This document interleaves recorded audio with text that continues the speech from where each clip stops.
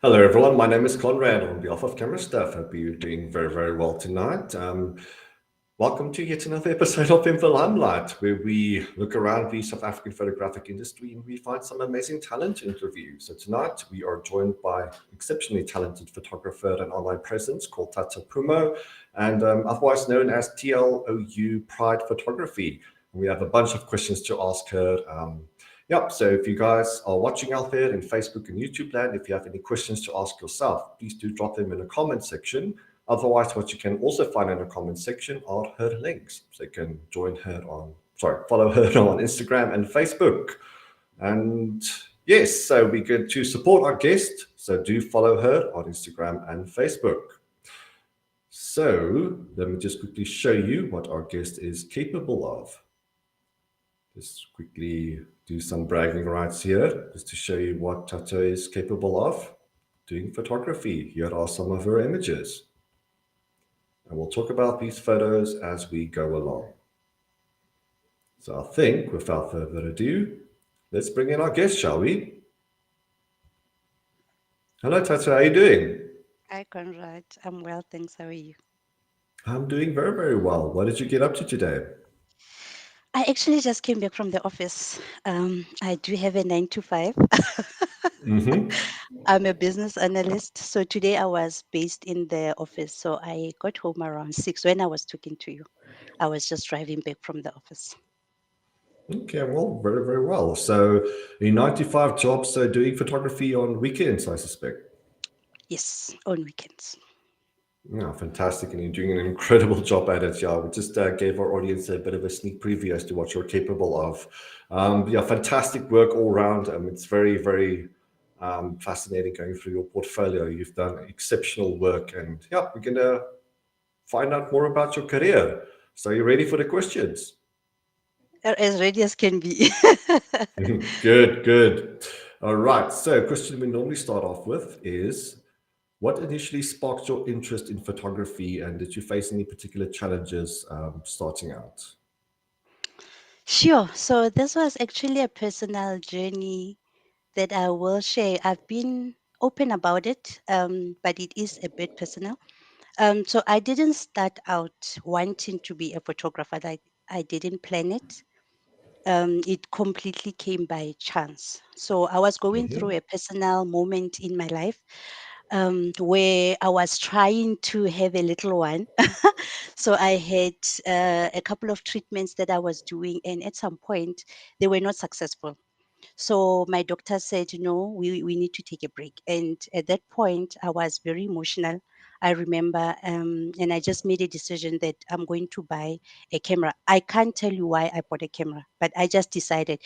Um, on hindsight, if I think about it, I've always tried different things. I mean, I'm a Hmm. certified nail technician. I've always tried to keep busy because Hmm. my job is so structured. I always felt like I've got a bit of time in my hands, and I always try to keep busy with other things. I've tried to be a masseuse at some point. I got certified, and then I didn't enjoy it, and then I went into nail art, well, nail technician. I got certified. I did the course. I always go the whole way, and then I get bored or I lose interest, and then I stop.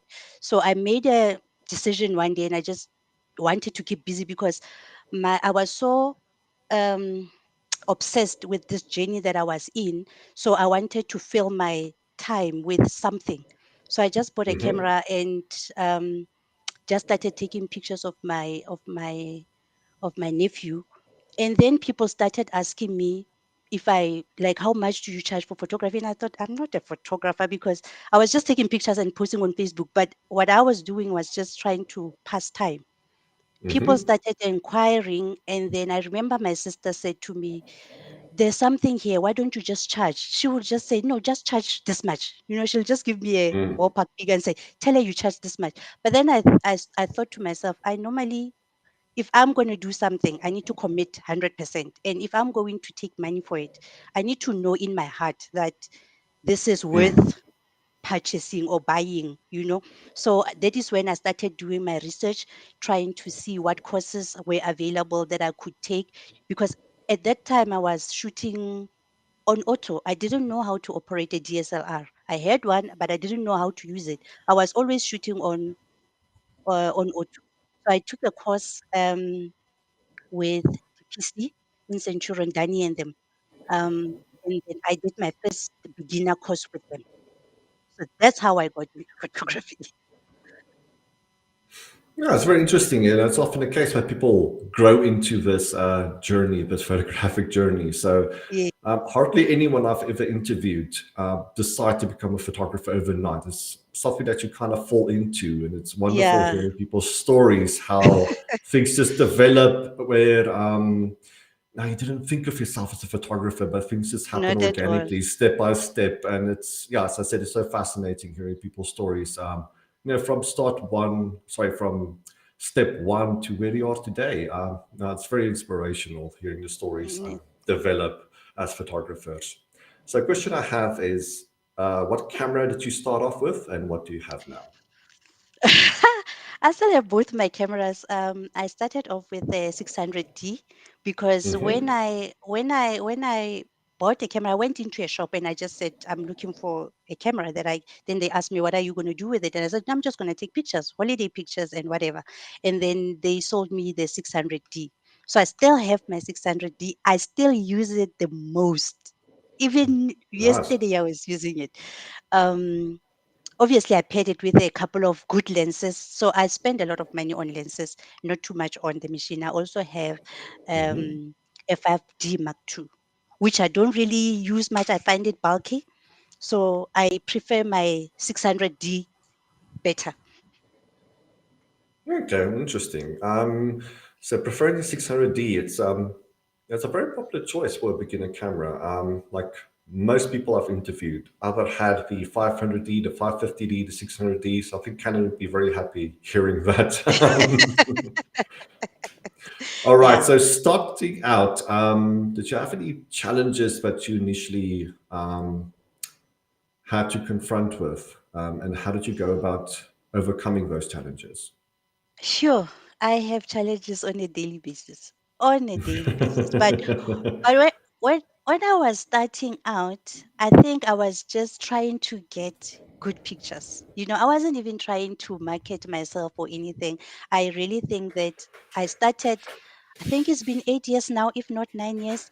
And back then, I didn't have like a lot of competition. If it was there, I was not aware of it because I didn't start out as a professional photographer. I started just taking pictures and people calling me, and then I would decide if I can assist or not. So I wasn't really focusing so much on the marketing side of it. But where it was challenging for me is how to edit pictures, what software, how to package them, what does the client want to receive. So I was more interested in value for money, for what Mm. I'm asking and what I'm giving. Does it make sense to the client? So Mhm. I think it's still something that I struggle with to date. I rebrand myself quite a lot. I'm always trying to go back to the drawing board, especially if a client asks me a question that I never thought of. I go all out to try now and see, is there a loophole? How do I close this gap? Am I really doing what I'm supposed to be doing? So also the imposter syndrome. I realized Mm. when I'm in public how popular Tlou Pride is, but no one knows Thato because I'm not really a social person. I've got a very small group of friends. I normally do. I'm very family orientated, and my circle of friends is very small. But when I go to events, sometimes I do go to events and somebody finds out that I'm Tlou Pride, and they get so shocked to say, "Are you Tlou Pride?" And I thought, how did this? That's when I realized that this brand is actually bigger than me. So yeah, it always shocks me. But yeah, I mean, we live and learn. Absolutely. A couple of interesting things that you said about always having challenges. From my personal standpoint, that means you're in a good path. That means you're in a good trajectory. I think if you don't have challenges in your life on a daily basis, it means you're a little bit too complacent. And complacency is one step away from Yeah, laziness. And that's something that you can't afford as a photographer whatsoever. Yeah, so to that's embrace very these true. challenges on a Mm. daily basis is, yeah, as I said, it means that you're in the correct trajectory going forward. Yeah, so don't lament, don't be afraid of these challenges. These are the things that we have to face head on. And as I said, it means that you are on the correct path going forward. And Thank you. also rebranding yourself and also trying to be malleable is also good advice to get out there to photographers. Mm, As I said, if you get used to what you're doing, you might as well just sell your camera. It's that's a true. good thing to always be much better than yourself, the person who you were yesterday, and be in competition with yourself. You also mentioned That's competition not too long ago, and you not realizing that there was competition out there. I think that's also a good headspace to be in. Like you are mm, challenging yourself and confronting that's your true. own challenges head on. Now, if you worry too much about other people, then I think you're not doing it for the right reasons. And there's also, it's Yeah. what you said, your heart needs to be in it. And Mm, yeah, it's just absolutely a good space to be in as a photographer. So I just want to ask the audience. So if you're watching, we're building a nice crowd. So just like Mr. J. Roman did. So Jay is a regular. Thank you for watching, Jay. I see you're busy in the comment section as well. Thank you for always participating in these lives. We do highly appreciate it. But to everybody else watching, yeah, tell me where you're from. Introduce yourself so we know who's watching, and I'll give you a bit of a shout out here as well. Okay, so I see on your Instagram 12,000 followers. So that's quite impressive. So we are in the technological social media age, and yeah, marketing has kind of is a little bit different nowadays as opposed to 20, 30 years ago. So how do you go about keeping up with modern trends and getting yourself out there on social media? Do you have like a one or two bits and pieces of advice that you can bestow upon our audiences tonight? yo, Conrad, I'm actually struggling with social media. That is the one Mm-hmm. area where I'm struggling. And I think mainly because I don't do photography full time.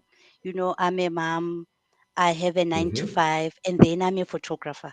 So when I was in Hong Kong, one of the people that I follow is Ana Brandt, and she really, really drilled it into us to say that we the our audience needs to see us, because we work mostly behind the camera. So Mm, she was promoting going live, people must see you, but I'm struggling with that so much because I'm not really a social person, and I keep saying this, mm, I don't do well in front of the I don't like the attention on me, but it's something that I really am working on. I want to start going live, mm-hmm. but it's something that I have to remember. My friends also do play a very big role in my growth.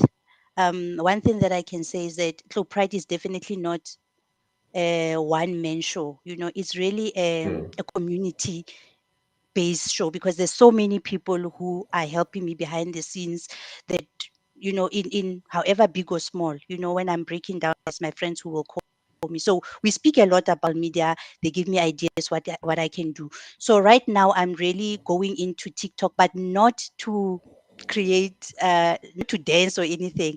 So I find it easier for me. yes. I'm finding it easier to use TikTok to create like small reels. Then I upload Mm, to Instagram as a reel because then I ticked something because I keep hearing that the algorithm wants you to create more reels and less pictures. mm, So I really am trying, but I want to tell you it's a work in progress for me. But I am yes. aware of the impact that social media has on one's growth in general. So it's definitely something that I think I need to spend more time on. Yeah, absolutely. I think it was a curveball. A lot of us photographers were hit by. I think a lot of us want to be behind the camera, not in front of the camera. But Uh, now the algorithm wants you to show face as well, and it's just something that mm, we just have to adapt to. As you said, the algorithm uh, like your typical TikToks and whatnot, where you show face and talk about your work and kind of presenting yourself as an online personality, becoming the quote unquote mm, content creator and a yes, celebrity in your own right. Because yes, photography is a very social thing and people want to understand you as a person as well. And once mm, people understand you, who you are and what you do behind the scenes, and try to get into your mindset. And it's not only good for the algorithm, as I said, but it's good for marketing as well. Like if That's people know true. who you are, they will typically also resonate towards your work as well. So you spoke about not being a one man or one woman army. So with all of these collaborative efforts that you have spoken about, how do you get everybody on the same page? So when you have a group of people, how do you make sure that everybody is, well, like I said, on the same page, and on a day everything happens as intended? Sure. Yeah, that's another difficult one. Currently, it's a team of two because when I started looking at Tlou Pride as a brand, when I realized that it is now a brand and I need to take it seriously, it's a business. I made decisions that I need to let go of some of the stuff that I'm doing. So I no longer do my own books. I've got an accountant who does that. I'm no longer, well, I do little to no retouching. I've got somebody who does that. But it was a period of 3 years where we were building this relationship because they needed to understand my personality. They needed to understand my work. They needed to understand what I want. So it took 3 years for us to get where we are right now. So, I mean, she's also a mom and she's doing amazing work. So she makes sure that she lets me know in advance where we link up our calendar. We link up our calendar. If she's going to be traveling, she needs to tell me, listen, this period and this period I'll be traveling. Then I will um, let my clients know. If I'm shooting that weekend, I will just adjust my turnaround time and let the clients know when will they expect their pictures. Actually, I do that before I even accept the booking, so that somebody must make an informed decision whether they are willing to wait that long, or if I'm taking leave for that matter, because I also need to rest. So it has to do with communication, communication, communication, and mutual respect for each other's brand. You know, you need to respect me as a brand, and then I know that you're not going to drop the ball. And I also trust that when you call me and you've got flu or your child is sick, I know that I have to give you some time off, because it's like a conveyor belt. Work comes in, and just after you deliver the first batch, the next one is due. So it's like, when do you rest? So it is mutual respect, it is trust, and then it's communication. Like, I need to know each and everything. We basically become sisters. We share everything. Makes sense. All right, so I have a bunch of follow-up questions, but just for the time being, if you hear a bit of a zoo going on around me, that's just the dogs and the cats making noise over here. So if you hear meowing and snoring, that's just the animals around me. All right, so back to my questions. Yeah, so that collaborative effort, I think that is something photographers are afraid of, right? So let's say you Mm, charge 10,000 Rand for a photo shoot, like you want that 10,000 Rand, but then it takes you 3-4 weeks to finish a product, to finish a photo shoot with editing and all the planning that goes in beforehand and whatnot. Like if you outsource some of it, you can get your work quicker and you can focus more on the yes, photography as well.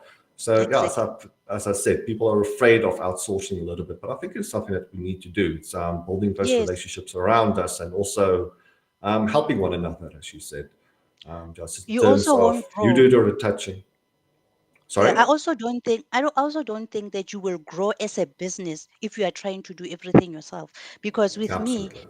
there were a lot of ideas that I wanted to implement, but because I had so much work on my plate, I could never get to those things.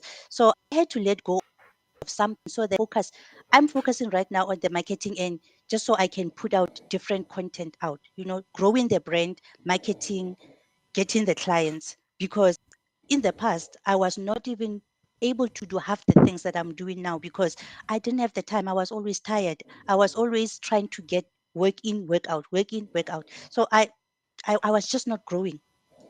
That makes complete sense. Since it's Rapid Mm, season, we can use this analogy. So it's a team effort. So yes, photography is this ecosystem, right? With its marketing, it is the photography itself, obviously, it is the business aspects of it, it's the paperwork, it's the bookkeeping, etc. And yes, as personalities, as individuals, we may not be good at that one particular thing. Instead of struggling with it on a daily basis, yeah, absolutely, you can outsource it.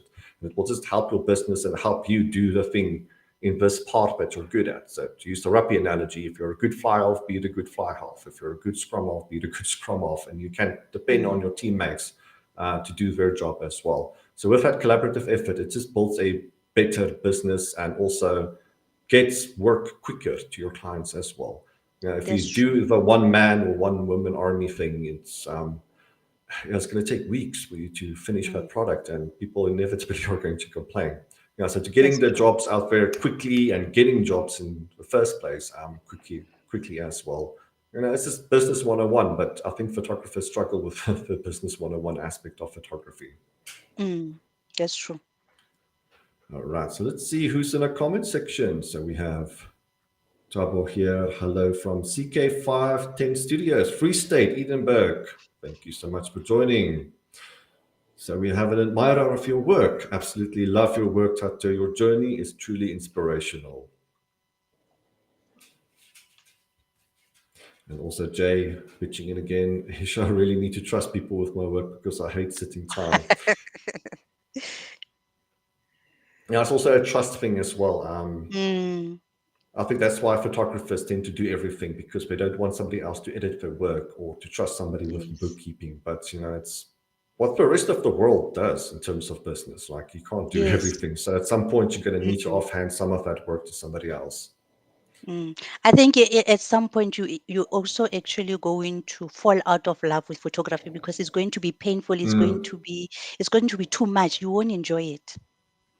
Yeah, especially that one thing I mentioned that you may not be good at. Like, you're going to stress Mm, yourself to the bone with that, and it's going to contaminate everything else. So maybe you're not mm, good at marketing, hypothetically speaking. Maybe you're not good at bookkeeping, hypothetically speaking. Now, if that mm. is something that keeps you awake at night, as I said, it's going to contaminate everything else about this little ecosystem that you're trying to drive forward. So yeah, That's true. it means spending money, obviously, and sharing money, but Mm, you need to spend money to make money. That's the that's golden true. rule of business. Mm, All right, so let's talk about the storytelling aspect of photography. And I see it's chock and block full of in your portfolio, the storytelling aspect of it. So how do you go about creating a story in an image, in a static image? Like, how do you start conceptualizing a photo, and how do you go about capturing that story in your photography? You know, funny enough, I actually do very little planning the day before a shoot.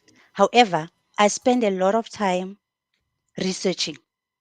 So Hmm. I will sit and I will research and I will go through different creatives' work, and then in my mind, I will be recording bits and pieces of what I like. So let's say I look at your picture and I like the lighting. That gets stored somewhere in my mind, and I pass and I look at other things. So what happens is, because some of my clients also ask me the day before the shoot and say, "What are we doing?" And I say, "I don't know. We will see when we get into the studio." And as soon as we go, I don't even promise people a certain dress. I always tell them, don't commit yourself into a certain outfit because it may look great on Conrad, but it may not look great on you. And then you'll be disappointed. It's going to be a difficult place to come back out of. We are in studio, you're crying. The dress does not look like what it looked on Instagram. So I want people to come in ready for anything. And I also go in not knowing what I'm going to do. Similar with my lighting. I set up my light, I take the first shot and I look, and I might not like it.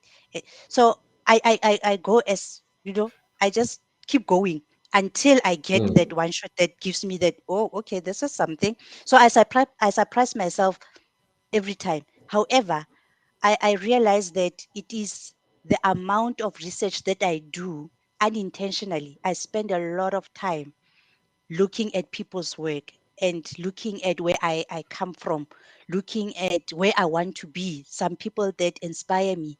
And then when I get into the studio, I just go, and whatever happens, happens.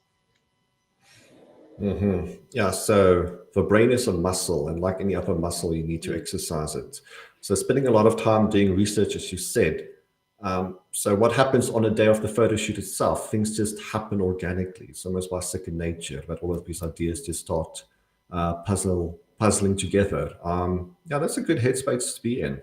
So I think photographers often, we kind of choose our photography time, like it's just on weekends, right? But I think what we need to do in the meantime as well is just collect ideas and let ideas Mm. soak and simmer a little bit, and also spending a lot of time in the books and YouTube videos as well. The more Yes. knowledge that you gain from other people, and the more time you sit with those ideas as well.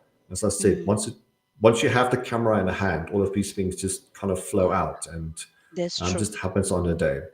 So it's Mm. yeah, things can happen by second nature. That's a good space to be in as a photographer. But that comes with training and soaking up knowledge and time as well. Yes. Doesn't just happen overnight. And Yes. obviously spending time with things that you love as well. You know, the type Mm. of research that you do, you surround yourself with people that inspire you. You look at their work, you have conversations with them, you talk about interesting things, you talk about things that really resonate with you, and all of these things, as I said, just come together like a puzzle. And Mm. I think if you plan too hard beforehand, like if you want certain specifics to happen, things tend to fall apart on the day of the photo shoot because there's always one thing that can go There's wrong, always and something.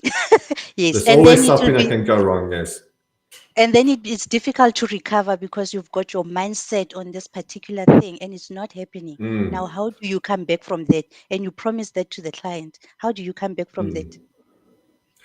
Yeah, so the best analogy I tend to use is like myself. I'm not good at directions, so I depend on the GPS a lot. Right now, if the GPS fails me on a day, I don't know where I am. Like these streets are not recognizable to me whatsoever. Right, so I should take time to learn the streets and get used to and looking around where I'm going. Right, if I'm becoming too dependent on a GPS, like if you take that away from the person, it's they are instantly lost. So I think it's the same applies with everything else in life. Like if you plan too vigorously, if you're too dependent on something, like Mm. once that's taken away from you, you're like a lost little puppy in the rain, Mm. you don't know what to do. So yeah, spend some time researching, having conversations with people, talking about things that you love, talking about ideas. Also spending a lot of time in books, all of the theory. You can even spend some time practicing all of this stuff beforehand as well. As I said, the brain is a muscle. You have to keep exercising that muscle. All right, so let's look at the comments. So from Bogo here, amazing interview. Thank you so much. Thank you for your participation, guys. And also from Bogo as well, love your work, Thato. Well done. As I said beforehand, it's going to be going to receive a lot of compliments. It's going to be quite overwhelming. So we have our first question. Hi, Thato. How do you keep up with trends in the market? Okay, trends. Okay, yes, see. Okay, so what I've been doing actually, I follow a lot of international photographers. I think we all know that everything starts abroad. Everything, all the good technology, all the trends, they start abroad. So a lot of the photographers that I start or that I follow or that inspire me um, are based either in Australia, either in Canada. So I spend a lot of time on social market, so on social media, guys. I really spend a lot of time. I cannot emphasize that enough. I'm always on the internet. I'm always on the internet. So I borrow bits and pieces. I take inspiration from different people. Don't I always never almost never try to recreate an image. So I will look at an image and just decide what it is about it that speaks to me. Sometimes it's simple like a lighting, how they lit the subject. Sometimes it's the outfit. Sometimes it's the way that the model is posed. And then I let it simmer because I don't react immediately because sometimes you need to find the perfect model to bring something to light for you. So I try to absorb as much information as possible and also to do some soul searching for myself to say what gives me that, like make me, feel like breathless when I look at an image. What is it about that image? And I will want to juxtapose that with my own images and say, how can I get here? What did this photographer do to get here? Is it the editing? Is it the lighting? Then I will obsess over that until I learn or know how to do it. But the day that I go into studio, I will even shock myself, I will, because I've spent so much time obsessing over this thing that I've literally created it in my mind. All I have to do is just vomit it out into studio, and then it comes out even better than I thought. So that's I keep you have to educate yourself at all times, all the time. You cannot learn one thing, because otherwise you also become known as that one who does this. I don't want to be that one. So I want to surprise myself every time. So I'm always, always, always on the internet. I'm always learning. I like that phrase, vomited out in studio. I'm going to start using that myself. All right. So you made a point about seeking inspiration abroad. Now, I've been in the industry for about 13, 14 years now, and obviously working at CameraStuff most of that time as well. I've seen a shift in the local industry where we are finding our space as Yes, individuals and as Africans. So it's a topic I wanted to address. I see on your Instagram that you are a co-founder of Black Women Photographers. So by the looks yes, of it, it is a platform where you showcase the talents of Black women photographers in Africa, I believe, not just South Africa. yes. In Africa. So in Africa, all right. So do you want to tell us a little bit about that, how that occurred? Okay, so Marcel and I started, we wanted to do something because we couldn't find that space in South Africa or a page that we could belong. Okay, so we both belong to SA Women Photographers. So out Mm-hmm. of SA Women Photographers, we wanted to do something for the Black women in Africa, right? So we came together and we did a bit of research, and we literally started this page on an afternoon, random afternoon. I was talking to her on WhatsApp, and she's like, "Girl, don't you want us to start a page?" And I said, what will it be about?" So he says, "No, just Black women in Africa, something like that." And then we immediately started a page, and then we started just featuring people from the continent. That page, though, what got hijacked. So we still need to go back and Okay. see how we can get it back. It got, I think it's is it Instagram one? Either Instagram or Facebook, but I think it was Facebook. It got hijacked and we tried to get it back, and then we couldn't. So yeah, it's Yeah, something that we gosh. still need to go back to. But I met a lot of um Black women in Africa through that movement. I mean, it was live for less than a year, but we had covered so much ground. I'm actually still friends with one of some ladies that are doing amazing work in the continent. We WhatsApp once in a while or Instagram, DM each other if I see them doing something, or if I'm stuck with a concept and I know that they have done it, I will just drop them a message and say, "Listen, how did you do something like that?" And they're happy to assist. All right. Okay. I'm sorry it got hijacked. That's terrible. Yeah, I it just got dropped the hijacked. link in a comment section. So I don't know at what point it got hijacked. I see it's still busy. But yeah, Is it people want to busy? check it out. And let's see when their last post. Sorry, I'm just Yeah, look here at by the post. myself. The last post, that's when it Oh, got yeah, it's hijacked. from 2021. All Yeah. right. So hopefully you can get it back and get it flowing once again, or maybe restart it. Maybe not the point of it, but yeah, it's certainly a great platform. Just to explore it. This is going down a list here. In fact, let me show the audience. Hold on. Give me a moment.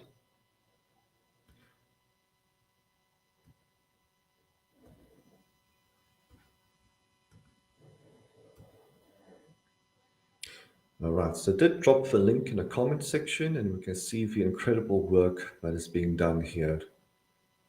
So as I said, hopefully you can get it back and get it flowing once again. Because I got lost in here and I saw some incredible, well, a lot of it is amazing work.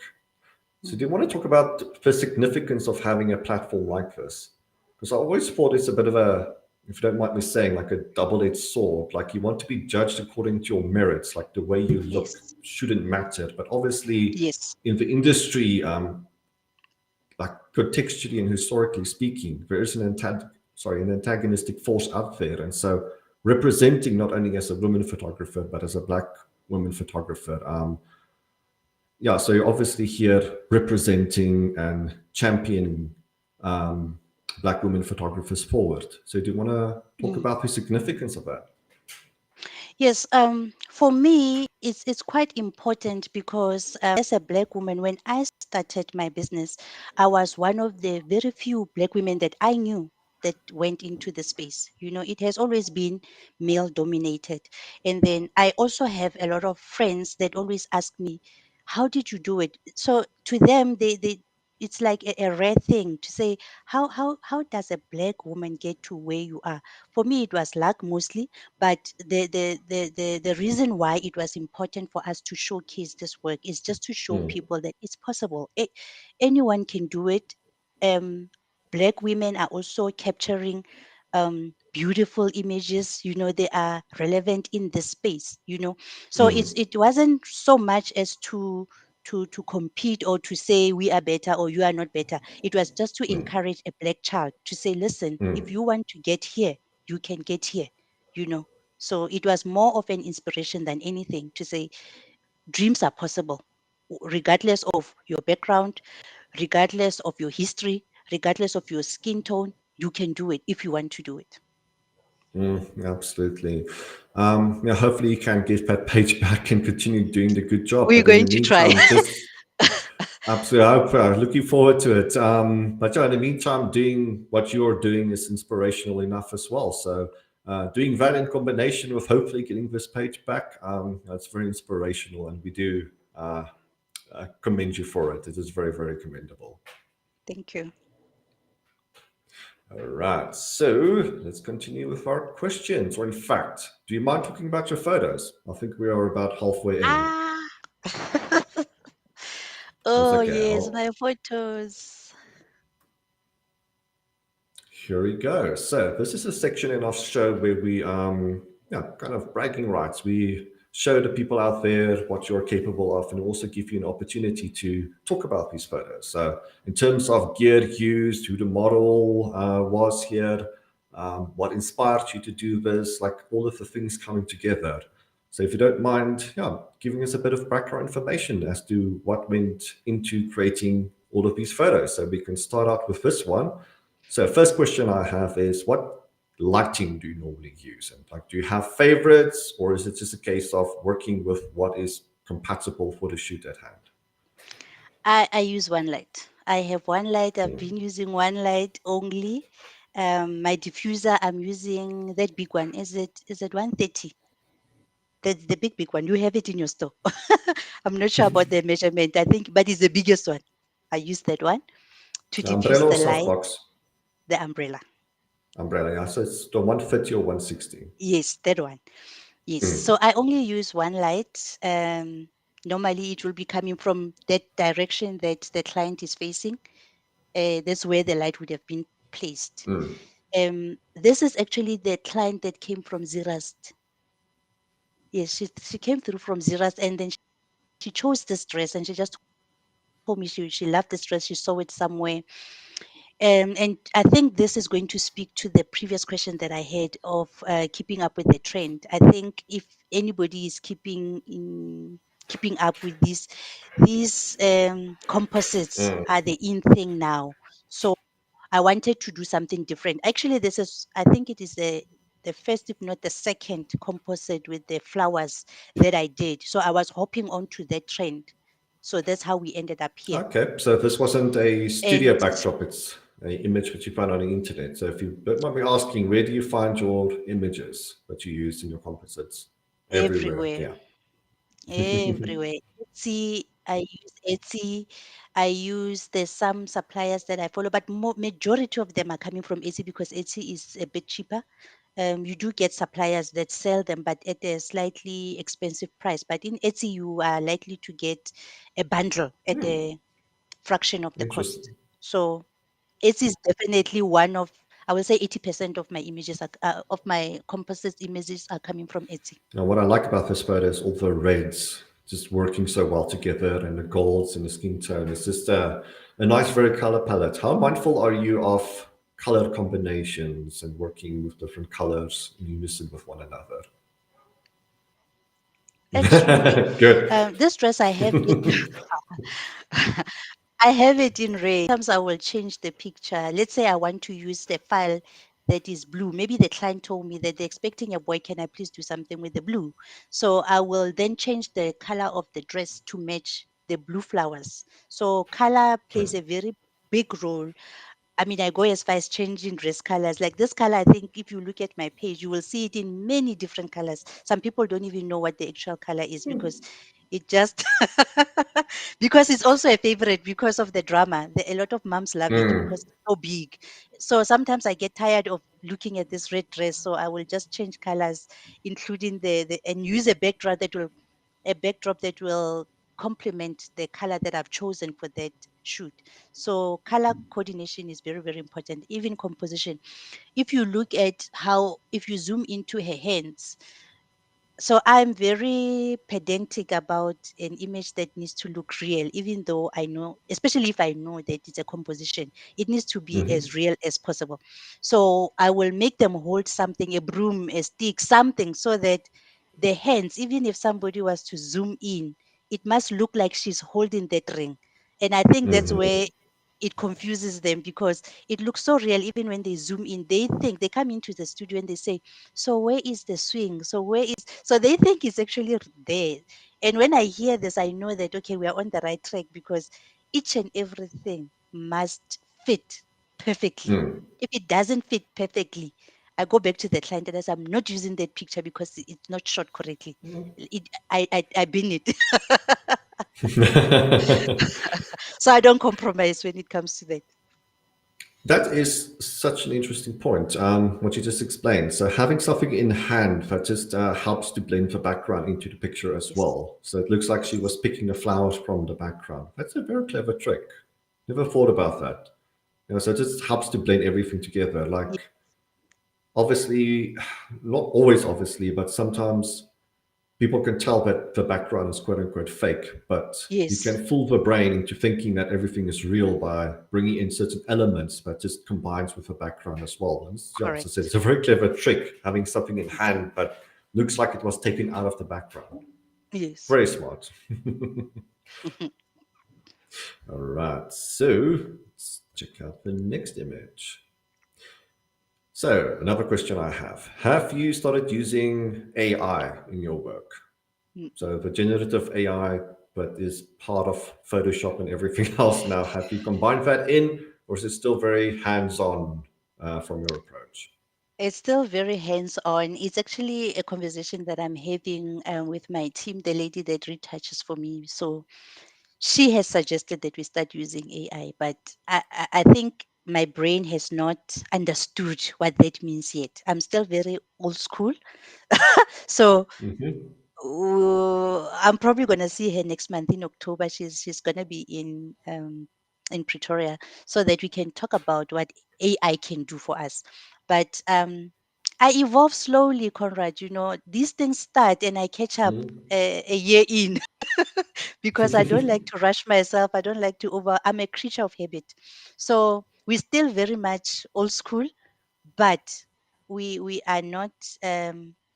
We are not going to say we're not going to AI. No, I first want to see, is it in line with my brand? Is this where I want to go? Is it going to contribute to any value to the brand? You know, so it's still a conversation that I'm having. Yeah, I think from a personal standpoint, it's still better to do the hands-on approach. I've tried AI in Mm, my own personal work, and maybe I'm just not prompting correctly, but I just never get the results I want. Nearly threw the laptop out of the window once. Yeah, so it's fair and thereabouts. Certainly, it's going to be a conversation of the future, AI and whatnot. But yeah, I think people will still appreciate the hands-on approach, getting very, very specific, bespoke results on the day, and also obviously talking to your clients as well as to what those results need to be. So we can't outsource too much to AI, even if it's better than what it is today, and obviously it will be one day in the future. Yeah, I don't think it's going to create a connection between us and our clients whatsoever. If it's a little bit too fake around the edges, you want to create something specific from their needs and requirements on the day. mm. I think I still need to understand it because at this point I've only seen it from TikTok Mm, So I have not seen it being used in photography. So maybe it's something that I need to just study a little bit, like try and get content on how does it fit into photography, because at this point I'm still a little bit lost on that. mm. Now, it's going to be part of the landscape sometime in the future, but I think all of us are adapting slowly and organically as we should. Some people are taking it on at Mach 4 speed, but I think the technology is not quite there yet. So, Mm, yeah, it's going to be a little bit at a time, baby steps. Speaking of okay. babies, do you want to tell us about this photo? Okay, so this baby, that's actually one of the concepts that I did. It was a model call. I called this mother. It's one of my return clients. I wanted to introduce something because I want to do away with cake smashes. I've been phasing cake smashes out for the past 2 years now. So I wanted to actually have something in place for cake smashes, because I do get clients that refuse to go elsewhere. If I say, listen, I can't do anything for a 1 year old and they don't get it, they say, Tato, who must do something? Who must I go to? So I started this.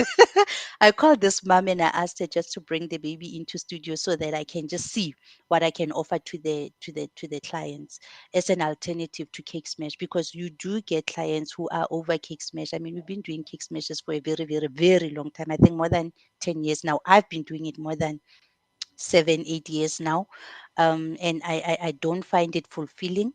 It has become a little bit of a pain for me. So it tells me that it's time for me to let it go. However, I've got clients who have 1 year old babies, so I need to give them an alternative. So we brought this baby into. This baby is actually just sitting down. I think dad was trying to interact with him there. So I just took this Hmm. picture and I went into Photoshop and we just came up with this. So it was completely unplanned. We were just seeing what can we do? What would a parent like to see? I think in tune with that, we have this amazing comment from Kamahelo. Tato is doing such an amazing work. I Mhm. literally had to travel to do a shoot for my baby because, wow, I honestly love her work. She's very welcoming and very, very patient. So, some good words coming in from our audience. So, in relation to that, obviously, as a photographer, you need to build a rapport, a connection with our clients, like to make the photo shoot itself an event and a comfortable space for everybody. Like, do you have any tips and tricks that you want to share with your audience? Like, what is on your to-do list when it comes to building a rapport with your clients? Sure. I think that I become too friendly. I treat my clients like they are my family There's immediately, nothing because like too friendly. yeah, yeah. Sometimes I really think I should rain back on that one. I think I'm Oh, doing too much. no, don't. I think I'm doing too much. So yeah, I'm socially awkward. I think I told you. I've already mentioned that. So I stress a lot, especially with new clients. I'm always anxious about them, their personality. Before I even go to that, prior to August, I was shooting from my house. So all the pictures that you saw were shot in my little lounge, all of them. Hmm. So I used to go through this thing of wondering if people are aware that I'm shooting from my lounge and how are they taking that. Maybe they will get here and they say, okay, I thought I'm coming to a studio. Like, I obsessed about that a lot. So if I've got a new client, somebody who doesn't even know what to expect. So that will be one of my stress point, to say, does this lady know that she's actually coming to my little dining room for the shoot? So I want to break the ice as quickly as possible. I try to make them comfortable as quickly as possible. My daughter jumps in as well. If there's a child, my daughter is in, wants to interact with the child. So it becomes like a visit, like you were visiting me. It actually becomes difficult for them to leave, because we become so comfortable. We sit and we gossip, we talk, we just chat away. I remember when I started out, I co-teamed with my sister, and my sister had a baby at the time too. And the baby's a good icebreaker. Like if the baby Yes. interacts with everybody, Yeah, the baby can keep everyone busy, and you can quickly fuss with the True. camera settings on one side. That's a good, that's a good way of breaking the ice. Um, I should give the little baby a T-shirt with Tlou Photography on it. It's That's part true. of the team. So tell me, Conrad, before Yes. we move on from this, do you think it matters where one shoots? Do you think it matters that you are working from a lounge or a garage from, like, does it matter to the Yes, client? I think if it's from your personal home, it matters because it's a cozy environment. It's not in the middle of nowhere. It's not some warehouse that you have to drive 40 kilometers on gravel or um, sand roads to get to. Yeah, so I think a little personal space does matter. It just creates a cozy environment and it's more inviting as well. And everything is there, the bathroom and the kitchen and whatnot. So yeah, people can, in a manner of speaking, make themselves at home. So yeah, as So I said, if it's a so you little don't personal, cozy space, then yeah, I think that's very inviting to people. so you think clients don't care? I think they do care, where they are going for the photo shoot itself. So if it's your home, I've shot from home as well many, many years ago, and I think there's a preference towards it as opposed to some, as I said, some abandoned warehouse in the middle of nowhere. Okay. I don't know. What are your opinions on it? I don't know. It's something that I struggled with for a very long time because, like I said, I realized later how popular Tlou Pride was. So I thought maybe I watched too much TV. I thought maybe a client is expecting a lush place with a white couch with champagne. Oh gosh, okay. Mm-hmm. So I used to struggle with that in my mind to say, are people okay booking you? Um, Mm, with your cost, with your editing style, with the brand that you created, and then they come to this space. When they juxtapose that, do they have a problem with it, or is it all about quality? So I struggled with that for a very long time, even though I was successful throughout, with my little lounge. No one has ever mm, complained, I won't lie. No one has ever canceled the shoot because I said I shoot from my, they didn't care. They were all about quality. But in my mind, I always wondered to say, does it matter? I don't think it matters. I think it is a double-edged sword because if it's from your house, the house needs to be tidied all the time. And that's Yes. something that we argued about a lot when we shot from home. Like things the night beforehand needs to be tidied and clean and acceptable to everyone. Whereas if you have a studio on the space, it can just be clean and already ready to shoot in. Whereas with a home, we're also inviting people to your personal space, and there Space. may be a danger associated with that as well. Like you're opening doors to who knows or out there. But yeah, I think it's a double-edged sword, and it has its Yeah, pros and cons, I suppose. So I hear you. fascinating topic. I don't think it is wrong fundamentally to shoot from your home. Mm, okay. Now you talked about white couches and champagne. I don't. It's like personal little cozy space has its own advantages as well. Yes. As you said, with the baby around, and I don't know if you have dogs and cats, they Mm, interfere as well. And yeah, all of these are great icebreakers. It just creates a nice little cozy, familiar space because obviously these people come from their homes and they come to a studio that is very home-like as well. It just puts people at ease. So yeah, I don't mm, think it's principally wrong to shoot from home. As I said, okay. it's a double-edged sword. It has pros and cons. I hear you. Let's see what Jay is saying here. I shoot in a garage, and it's always the case. Hey, people can't believe this is what I do and the results I get. But I could see the disappointment in their eyes. Oh gosh, I know of many Oh, photographers who shoot from their garage, and yes, I as I also said, I do. think on topic, I think what matters more is not the environment as such; it is the personal interactions that you have with people. So maybe Mm, initially people have a thought or two going on in their minds, but as soon as you provide that personal experience, all of that will just blur mm, into the background. So I think that matters a lot more than the environment that you're shooting in.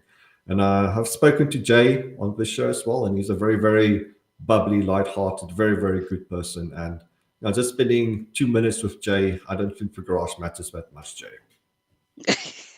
So don't beat yourself up about the garage. All right, so let's continue on, shall we? Ah, this is my favorite one. So talk about. So you say you shoot from your lounge. So was this Yes. a backdrop that you just put up against the wall, or was this composited in? No, this is actually short as it is. Oh But wow. this is a pot plant actually. We just bought it at like it's dryers, but your builder's warehouse, whatever. And then we painted it pink. My assistant slash nanny did that. And then the flowers I have them. Um, and then I had actually seen this is one of those that I have seen from people that I draw inspiration from. There's a lady in Canada or Australia who does amazing work with these buckets looking like but she would have a flower backdrop. Mm-hmm. So I don't really like busy images. My images are mostly clean. I like clean, smooth Mm, images with just a flower here and there, unless if it's like the first one that we started with. But with babies, I like to keep my kiddies shoot very clean. This is why I'm not coping with cake smashes because they are so busy, they overwhelm me. So I want to rein it back to something like fantasy and whatnot. So mm, this baby, all that we did, I put a weight in the bucket because this was a sitter session. So between 6 and 9 months, I think the baby was about 7 months. So she mm, was just able to sit. So the mom brought the baby in. The background is gray, and then I just placed everything, and then I changed the background in Photoshop, which brings us back to color, like you said, because I mm-hmm. wanted it to match with the pot plant. Mm. So then I made it pink. That's a very clever work done with a backdrop and changing the color of it to pink as well. Can I talk about the reflection? How did you or the retoucher go about creating the reflection? Was it a bit of perspex on the floor, or was it Yes, I've done got I've got Pepex on the floor. Yes, very, it very it it clever? just it just makes it a little because I've looked at other work and I don't like it when there's a gap between the main image and the reflection. Then I can Yes. see that it's photoshopped in. So Mm, I try to stay as close to real as possible. So if I want a reflection, I'll put a perplex because already I'm going to get a reflection already. I just need to decide if I want it stronger or lighter, play around with it. But it's a natural reflection, that one. all right, yeah, it's very difficult to create a fake reflection because, as you said, it creates a bit of a gap. It looks like the Yes, there's always that person gap. or the object stands on his Yes, tippy toes, and there's yeah, it yes. doesn't look natural I don't whatsoever. like that. I also don't like that. Absolutely. Mm. Um, Photographers struggle building or acquiring a unique style. Obviously, you have a style and a brand going for you. So, what advice can you give photographers out there in finding their uniqueness, their style, their branding? Okay, so how it happened with me is that my brand was built by my story. When I started photography, I knew that if I'm going to do this, it's probably going to be around maternity and babies because that was my journey at the time. That is all Yes. that I looked at on the internet. I have dabbled in weddings. I've done baby showers. But I always found that I didn't like it. I didn't enjoy it. It was too much work. It was painful. It was too much. I would come home complaining because, oh my God, I had to socialize with people. The hours are long. The money is not even good.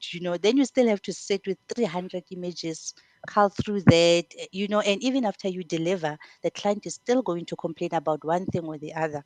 So I went through all these phases also just to understand myself, to say what speaks to me, what do I like, because there's amazing wedding photographers out there, and I've tried it, and I felt more pain than pleasure out of it. It was just long hours. It took me a whole week to recover after shooting a wedding. So for me, I used my story, and I stopped. I stopped doing weddings. I stopped doing events. I said, I'm going to start doing what I know, what got me here in the first place. And I knew that the people understood the vision as well because it came from the heart. It was something that, you know, as a mom. This is what I want to see. If I were a mom, this is what I would want. There's a picture that I want of my daughter or of my friend's kids, So it has to come. It should not. Okay, money is important, but money shouldn't be everything. You can't accept all the jobs because you are not going to grow anyway. So you won't be known as this person. You're going to fail in all those categories that you're trying to chase, Yes. and you are going to be miserable. So for me, I just feel like if you have a niche and you go for it, they will keep coming for that. You will be known for that, and you can actually charge the right price for that because you are almost like a pro in that. So I've asked many people this question, and I think your answer is the best one so far. And just your opening line of saying, "My style came from my story." Like that's all you need to say, basically, right? So when developing a brand, a style, a a look and feel about your photography, it has to come from your story. It has to come from your Mm, personal life. It has to come from the heart, as you said. As some people may call that cheesy, but it is that in a nutshell. that's what it is. Mm. It is exactly that, yeah. So I think that's something that you need to put on a T-shirt. My style came from my story. I will do that. Don't steal it. Please do it, yeah. All right. Yeah, that was very, very well put. Yeah, so as I said, I've asked many people that question, and yeah, just about opening line. Just Mm, put succinctly, it's exactly what it is. My style came mm, from my story. mm. All right. So, oh, okay. This is also a favorite one of mine. So, how did you come about this idea? So, was it something that you pre-planned? That you like draw a little picture? Okay, this is exactly what I want, or how did things work on a day? I will not take credit for this one. I'm giving it to my retoucher. She blew me away with this one. This picture, I wish I could actually show you the original. This picture is this lady is lying on my floor in my little lounge on a gray backdrop. That is how it was shot. There's no fish, there's no water, there's nothing. It's just her lying on the floor. That's it. The Okay, brief that interesting. I Yes. actually the brief that I actually gave her was I thought we were going to put flowers around her because we had done something similar with flowers. So I thought we were going to go the same way.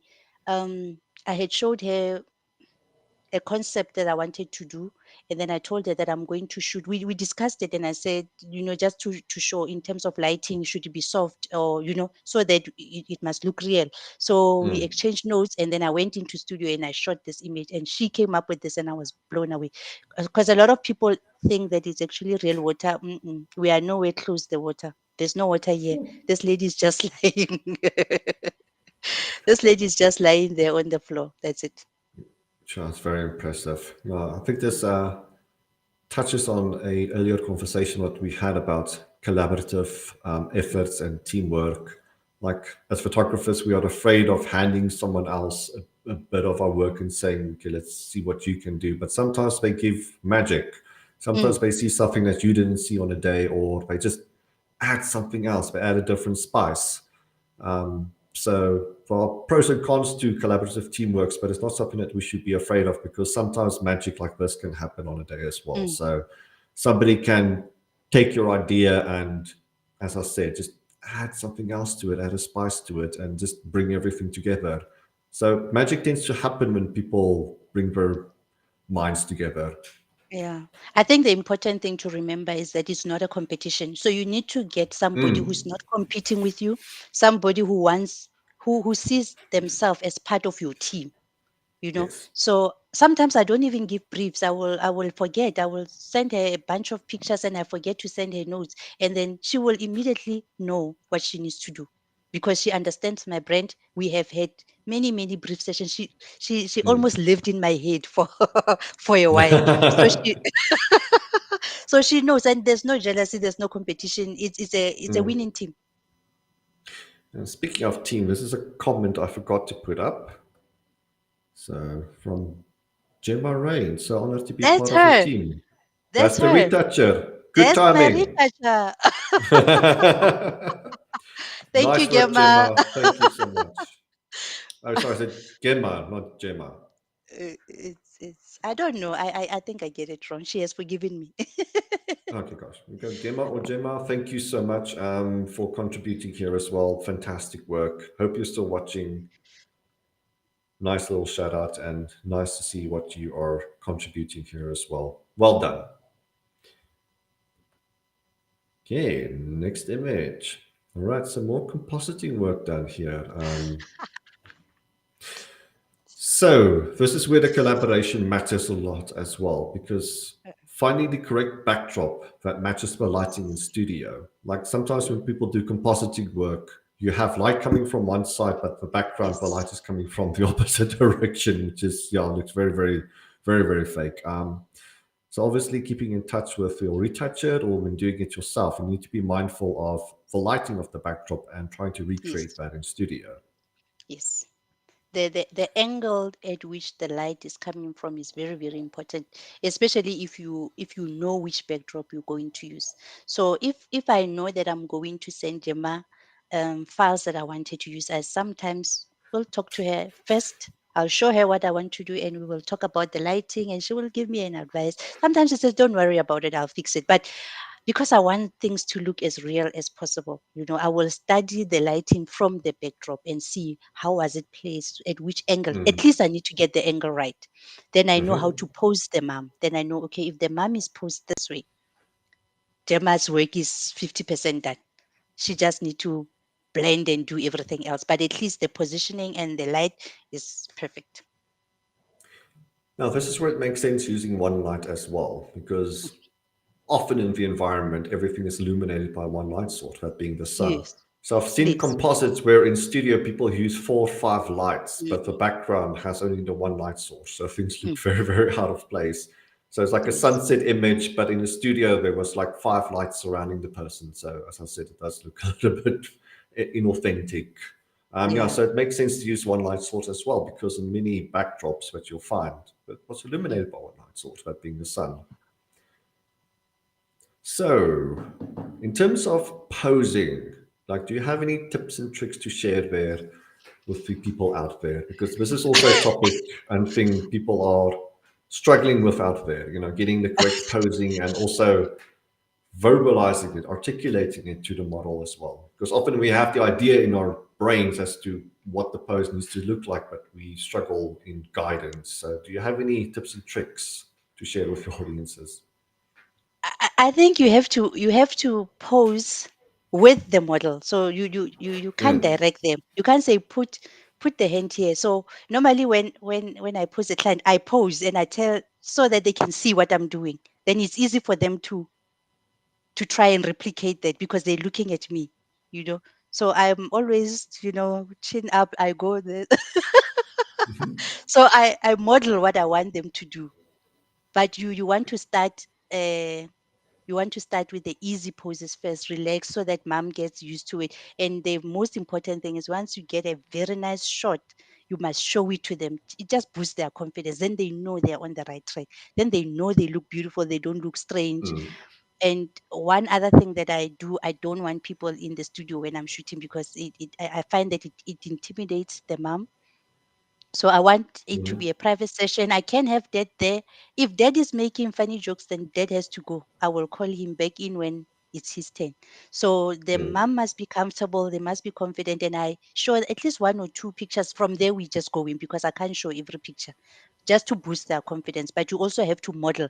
If we're doing a shot lying down, I lie down with them so that they can see how mm, I'm lying, so that they can see how my toes are sitting. Because some people find that it's easier if something is visual than when you try to explain, because also how we interpret communication is not the same. I might be saying something but you're hearing it differently. So I speak and pose at the same time, and it's easier for mm. them to just try and replicate what I'm doing.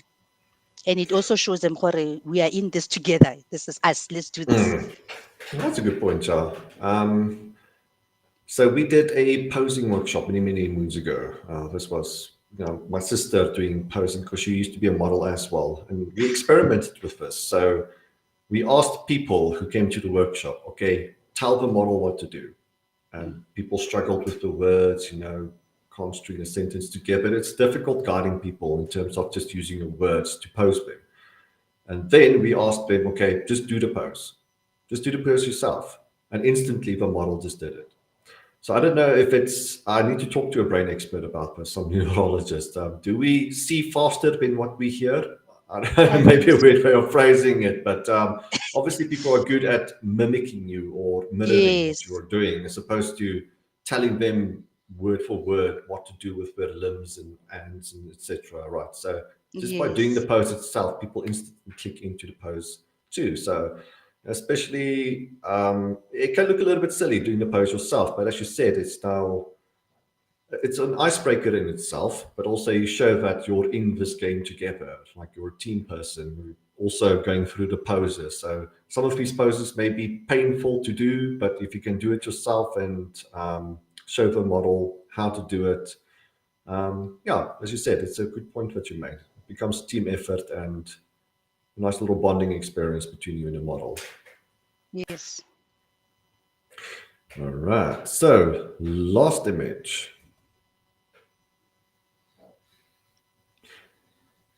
All right, so every time I see an image like this, I have to ask, what held the fabric up?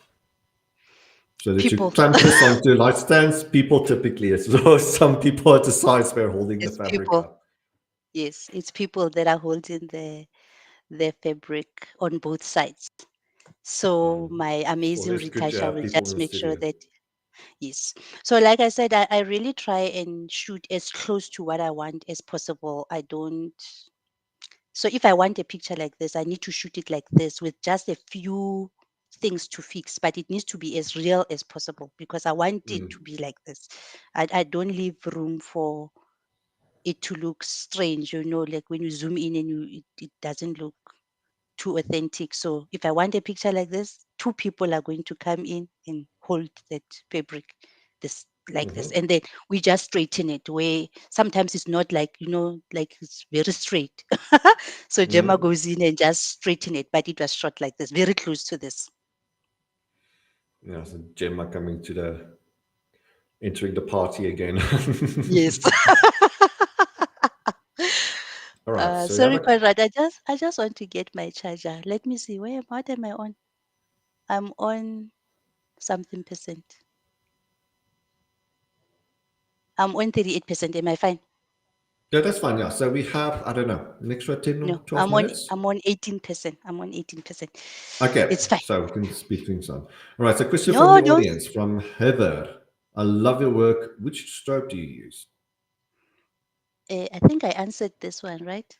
You said is it a 130? I Oh, the use stroke. an umbrella. I'm All using right, a so diffuser, that umbrella. what is the light itself? It's my Is it a 8200. 8200? Good choice. Yes. Uh, Ye- those 8200 sell like hotcakes here now. We I sell need dozens a another. month. Tell me, am I able to buy the battery only, or must I get a light? Yes, Because I need a spare battery for my one. absolutely. Yeah, we do sell Okay, the batteries. I will pop So we can in. definitely help out, Joe.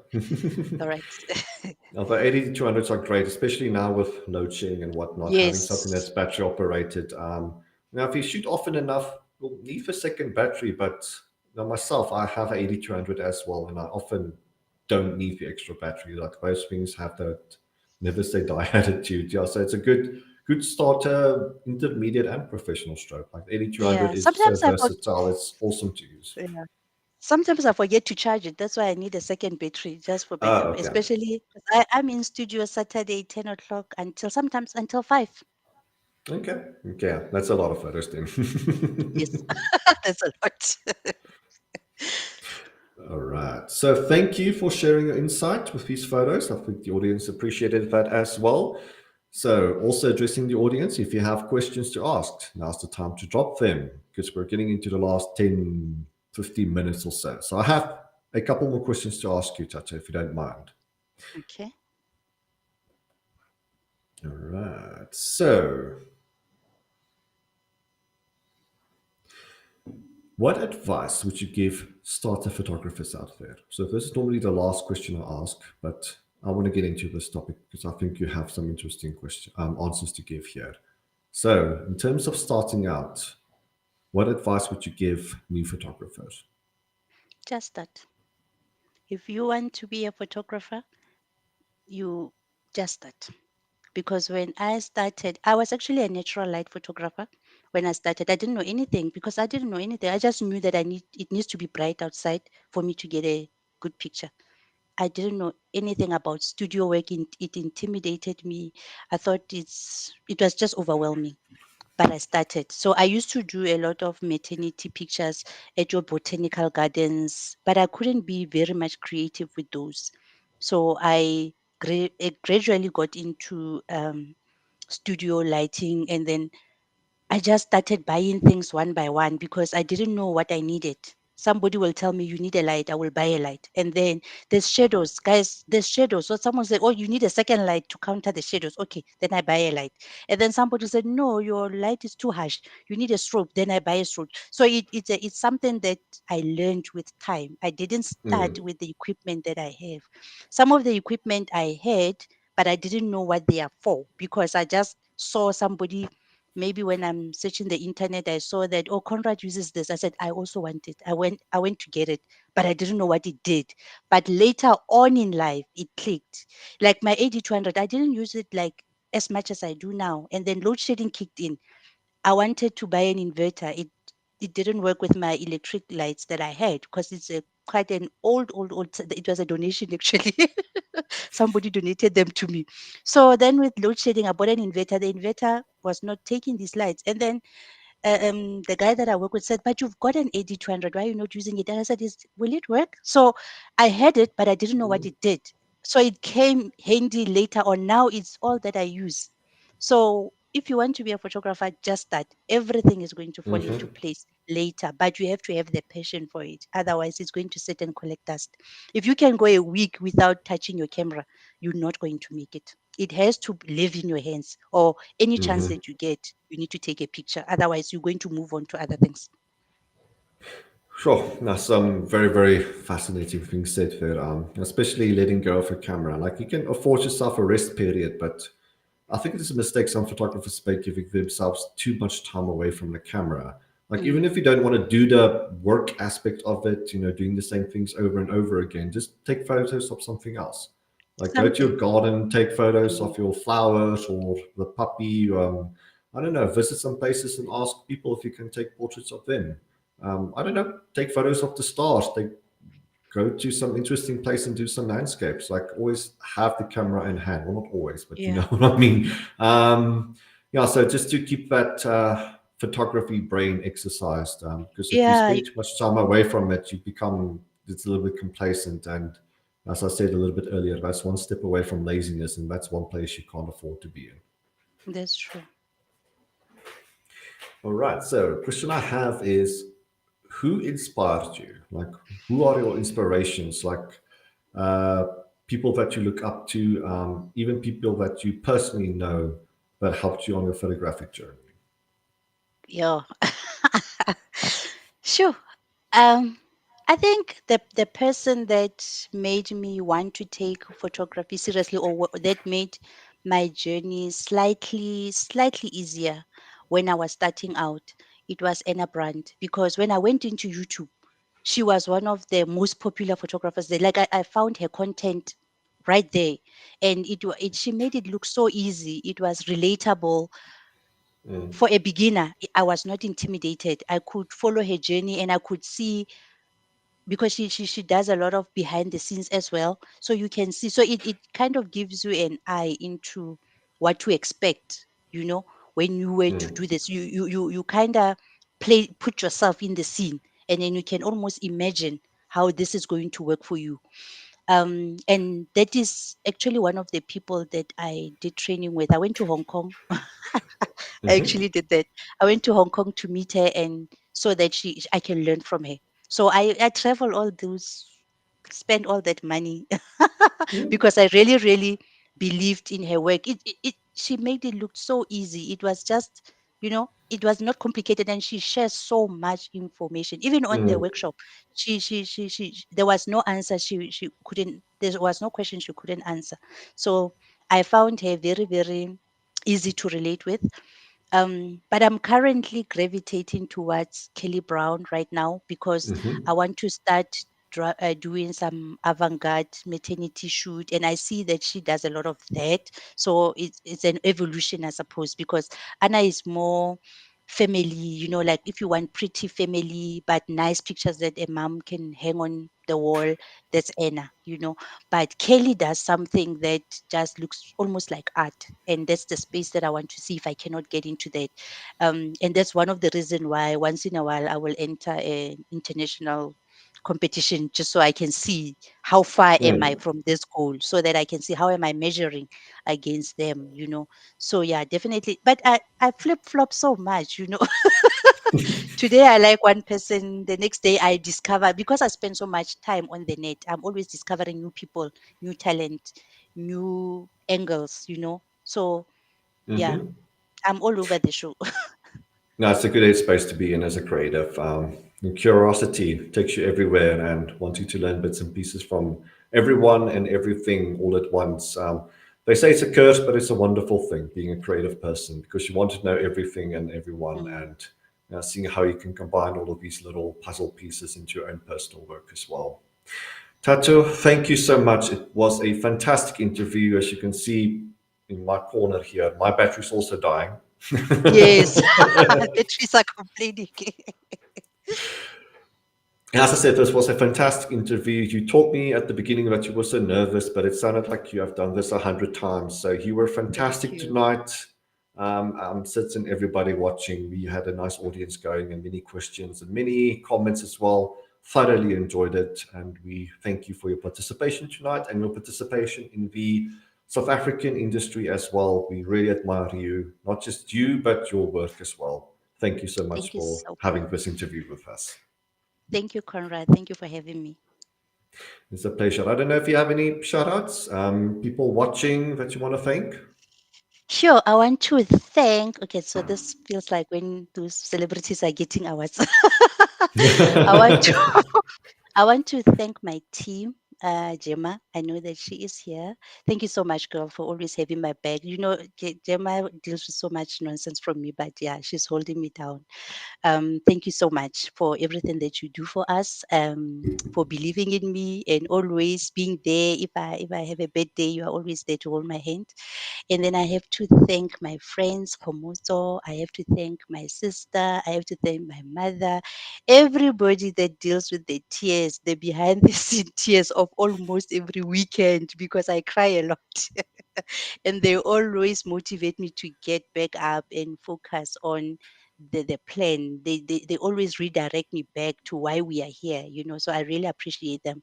And my clients that are always there to give me feedback, there's so many of them that are always happy for me to use them as dummies. They come in, they pay for a shoot, and I tell them, listen, I'm trying something new, and they're okay with it. Hmm. So I'm really appreciative of this little tribe that we have going on. I could not imagine a better family. And thank you, Conrad, for the That's a opportunity. pleasure. It's a big pleasure. And thank you. Thank you. I said it already, but I'll say it yet again. Thank you for the inspirational work that you put out there. It's very heartwarming going through your portfolio, seeing your heart and soul put into your work. And also thank you for that little tidbit that you provided, but your style comes from your story. I'm really going to take that to heart and hopefully people take that to heart as well. Yeah, Okay. your story is very important and it needs to resonate. It needs to reflect in your photography as well. So thank you for All right. providing that. And I'm certain everybody watching tonight thoroughly inspired as well. All right. Thank you. Thank you. So I think that's going to be a good night from us. So from myself, Conrad on behalf of Camera Stuff, thank you for joining tonight, and we'll keep on doing these. Next week we have another guy whose name is Henry Fulvune. He's from the UK. He's going to join us from the UK in South Africa. He's going to do a baby workshop, and we'll chat to him next week as well. So yeah, just keep an eye on the Camera Stuff YouTube or Facebook pages or on Instagram, wherever, TikTok, whatever. We'll keep you updated in terms of all of these lives that we'll do in the future as well. So again, Conrad on behalf of Camera Stuff, thank you again for joining, and we'll see you next time. Cheerios. Bye bye.